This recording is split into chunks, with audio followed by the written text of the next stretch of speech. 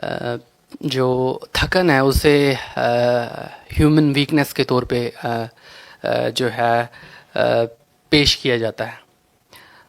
और जो कि एक होना चाहिए कि अगर इंसान थका हुआ है तो ये कोई ऐब नहीं है कि हम उसे कहें कि ये उसकी कमज़ोरी है।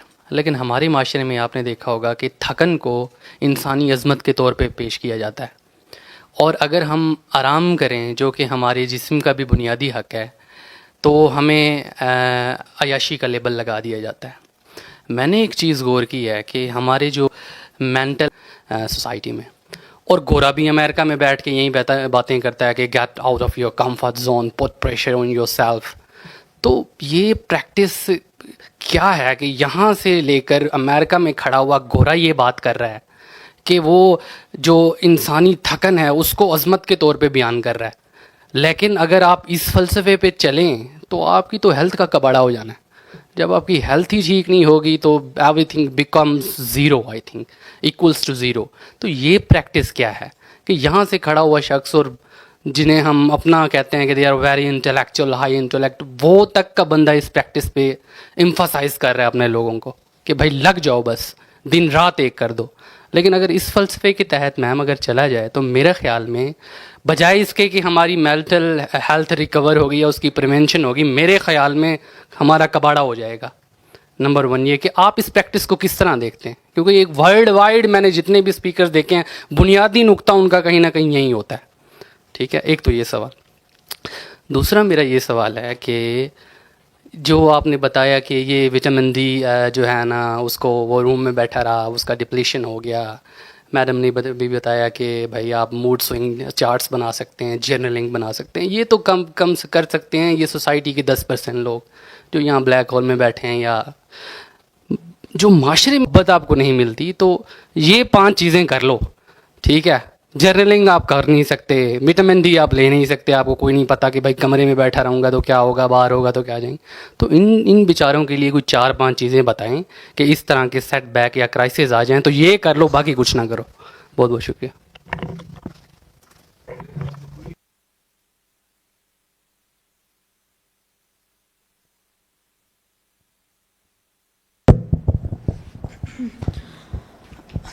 अच्छा, मैं आपका जो सेकंड क्वेश्चन है ना उसको पहले मैं आंसर करने बात की कि I agree with you a lot, क्योंकि जो हमारी अगर ट्रेडिशनल थेरेपीज़ को अगर हम देखें ना, there are lot of things जो हमारी लोअर तबका जो है ना उसके ऊपर एप्लीकेबल नहीं होती। उनके लिए ना we have like different models, we have different therapeutic interventions different जो उनके ऊपर हम अप्लाई करते हैं। हम जो बेसिक चीज़ करवाते हैं, क्योंकि हमारे पास जो इंडिविजुअल उस वक्त आए होते हैं उनकी सिवियरिटी लेवल बहुत ज़्यादा होती है, तो हमारा जो फर्स्ट साइन होता है वो ये होता है कि हम लोगों ने उनको करना है बिहेवियर, उनकी एक्टिवेशंस करवानी है, मतलब बेसिक लेवल पे लेकर जानी है, क्योंकि उनके ऊपर थॉट प्रोसेस के ऊपर उनके काम नहीं हो सकता। उनका माइंड सेट, मतलब आई डोंट वांट टू से, लेकिन CBT या फिर ये जो थेरेपीज़ है ना, they can not apply, we can not apply to them. तो हम लोग वो चीज़ें अप्लाई करते हैं कि जो बहुत बेस लाइन वाली होती हैं। I know it's very hard, लेकिन हम बेस लाइन चीज़ें अप्लाई करते हैं जिसमें हम लोग जो मैंने अभी बताई चीज़ें कि जिसमें हम वॉक इनकॉर्पोरेट करवाते हैं, हम लोग उनको रेगुलर सुबह रूटीन चार्ट्स बना कर देते हैं ताकि उनकी जो रूटीन है ना वो हम सेट कर सकें। उसके बाद उसके अगर हमें लगे कि जो इंडिविजुअल है वो इतना कैपेबल है कि वो हम जो बोले वो अंडरस्टैंड कर सकता है, वो कॉम्प्रहेंड कर सकता है, तो फिर हम उनको थेरेप्यूटिक जो दूसरे मॉडल्स हैं उधर लेकर जाते हैं। लेकिन इन इंडिविजुअल्स के लिए जो फाइनेंशियल के साथ आते हैं, प्रॉब्लम्स के साथ आते हैं, जो उनका लिंक स्ट्रेसर्स होते हैं ना, वो फाइनेंशियल स्ट्रेसर्स हैं, उनके लिए अब जहाँ पर मैं काम करती हूँ, हम लोग नॉर्मली वी ट्राई कि हम लोग कुछ हेल्प आउट कर सकें जितना हम कर सकते हैं। डिफरेंट आपके पास प्रोग्राम्स होते हैं, फंड्स होते हैं जो प्रोवाइड होते हैं, लेकिन ऑब्वियसली बात है वो सब पे नहीं हो सकते। तो आई फील लाइक जो फाइनेंशियल वाला पॉइंट है ना, वो हमारी पिक्चर्स भी बहुत बड़ी चीज़ है, क्योंकि we can not cater everyone. उनके फाइनेंशियल को हम नहीं कर सकते। येस, हम लोग उनके स्ट्रेसेस को अलग करने के लिए डिफरेंट स्ट्रेस मैनेजमेंट टेक्निक्स ज़रूर बता देते हैं, जिसमें माइंडफुलनेस होती है, that works very well with individuals. इस तरह के उसमें क्या होता है कि वो हम लोग जो सांस की एक्सरसाइजेज और बॉडी स्कैनिंग जो होती हैं ना, वो हम कराते हैं ताकि उनको अंडरस्टैंड हो सके कि जब वो बहुत ज़्यादा स्ट्रेसफुल होते हैं तो वो ये PMR या ये जो माइंडफुलनेस वाली एक्टिविटीज़ हैं वो कर सकें ताकि उनको थोड़ी सी रिलैक्सेशन मिल जाएँ। Then we go through the behaviour charts वगैरह, बिहेवियर एक्टिवेशन, जो उनकी बेसलाइन वगैरह करवाते हैं। और क्योंकि ये बहुत ही ये कह सकते हैं कि वाइल्ड रेंज ऑफ इंडिविजुअल्स हैं जिनकी फाइनेंशियल के साथ सख्त हैं, तो हमारे पास बहुत limited resources. I would be honest, we have a small limited. No is yes, लेकिन पता है एक चीज़ होती है कि they don't have anyone to talk to. ठीक है, जो इस तरह की सोसाइटी के लोग आते हैं ना, when they talk to us, when they talk to any professional, क्योंकि आप अगर गवर्नमेंट अदारों की मैं बात करूं, वहाँ आपको पता है कि क्या होता है सबके साथ, पेशेंट को किस तरह डील किया जाता है।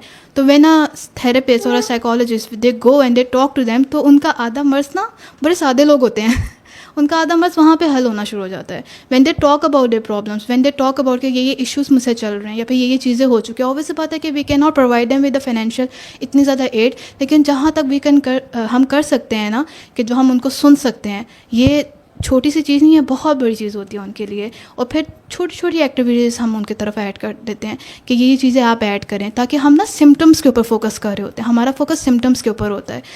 ठीक है, जब हम लोग, जो आपकी बात कर रही हो ना, जिस तबके से हम लोग बात करें, हम सिम्टम्स के ऊपर ज़्यादा काम कर रहे होते हैं रेदर दैन पर्सनल ग्रूमिंग के ऊपर। आई वुड बी ऑनेस्ट कि हमारा वो ज़्यादा मेन जो फोकस होता है वो ये होता है वहाँ पे। और आपका जो फर्स्ट क्वेश्चन था वो थकन।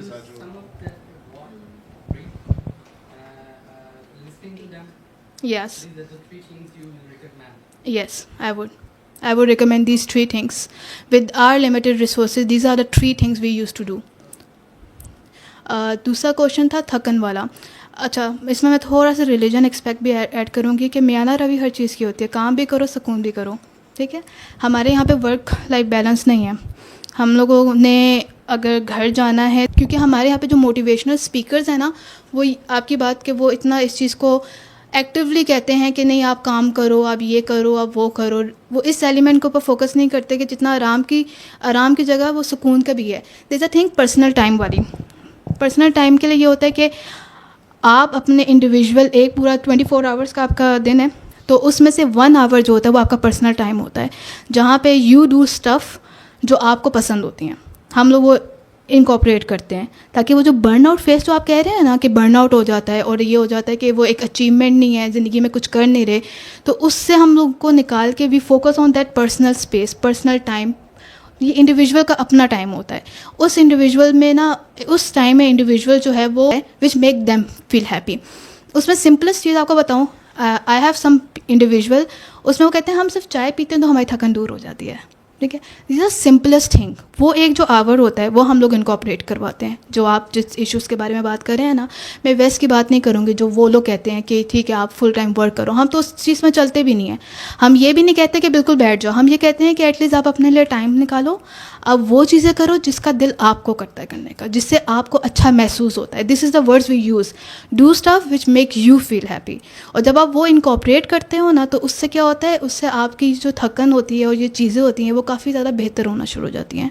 तो हम लोग इस मॉडल को वैसे भी लेके इतना नहीं चलते कि आपने फुल टाइम काम करना है। वीक से कि जिस तरह हम लोग कहते हैं कि अगर वॉकिंग है, जर्नलिंग है, या फिर जो भी चीज़ें हो सकती हैं, ये तो मैं जनरली ऊपर से बात कर रही हूँ, क्योंकि ऑब्वियसली बात है दिस इज़ जैसा डिस्कशन, तो उसमें हम लोग ये चीज़ें इनकॉर्पोरेट कर सकते हैं which will help the individual out. Do you have any other question you want to? हाँ, आई डू एग्री कि नहीं करना चाहिए, लेकिन देखिए अब वो करते हैं और आप करते हैं, that's a difference. Whatever they say you don't have to implement it ना। देखिए, अब वो जो टीचर्स हैं वो भी इतने बड़े हो चुके होते हैं, स्टूडेंट भी बड़े हो चुके होते हैं, और उन्होंने सुना होता है कि किसी की दिल आज़ारी करना बुरी बात होती है और किसी को बुली करना बुरी बात होती है। सबके अंदर ये चीज़ होती है, लेकिन स्टिल लोग ऐसा करते हैं। तो हमें, मेरे ख्याल में ये होना चाहिए कि ना, हमें ये बताना चाहिए कि इस चीज़ को एक्सेप्ट करना चाहिए। देखिए कि क्या हम किसी के नेचर को चेंज कर सकते हैं क्या, जो बाय बर्थ बिल्ट हो चुकी होती है? तो हम क्या कर सकते हैं? देखिए, हम स्कूल जाना तो नहीं छोड़ सकते, यूनिवर्सिटी जाना नहीं छोड़ सकते, या कोई वर्क प्लेस में काम करते हैं वो भी नहीं छोड़ सकते। तो ये मेरा क्वेश्चन है कि हम उसको कैसे एक्सेप्ट करें। तो दूसरा क्वेश्चन मेरा ये है कि जो अनकॉन्शियस में हमारी कुछ थॉट्स होती हैं, देखिए हमने बहुत सारी चीज़ों को करें, क्या रीज़न हो सकती है, मेरा ये क्वेश्चन है।